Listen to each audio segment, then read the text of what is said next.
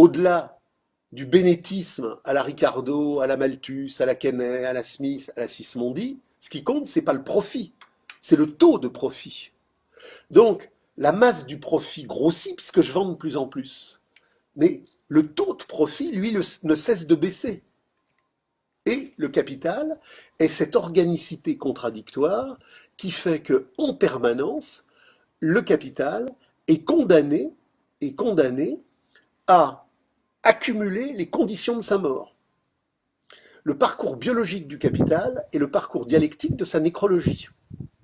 Donc c'est là où intervient la surpopulation relative de la domination réelle. Comment faire pression sur les salaires? Alors faire pression sur les salaires, Marx l'explique très très bien dans la 7e section du livre 1, ça a d'abord été la mise au travail des femmes.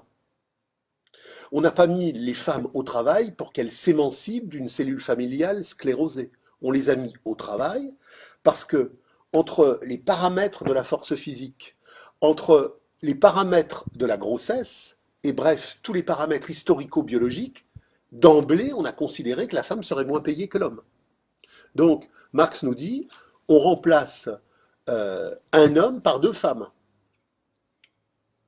Et après, on a l'armée de réserve immigrée quand on dit on remplace un Yankee par 3 Chinois. Et c'est pas lié au hasard si c'est un homme par 2 femmes et un Yankee par 3 Chinois. C'est que la modernité fait de l'armée de réserve immigrée une loi générale de population qui a sa cohérence, sa logique, sa dialectique du point de vue des luttes de classe.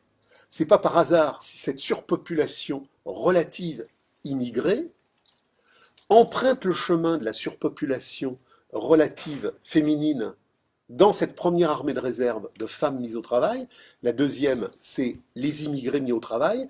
Après la grande grève sauvage de 68, quand le capital, pour assumer la modernité de sa crise et les difficultés de plus en plus délirantes de la baisse du taux de profit, dit on va faire venir des ouvriers d'un temps immobile où la lutte de classe radicale n'a jamais existé, pour remplacer le communard insurrectionnel de 68 par l'ouvrier des despotismes orientaux, africains ou orientaux, qui n'aura pour objectif que la consommation ostentatoire du rapport marchand.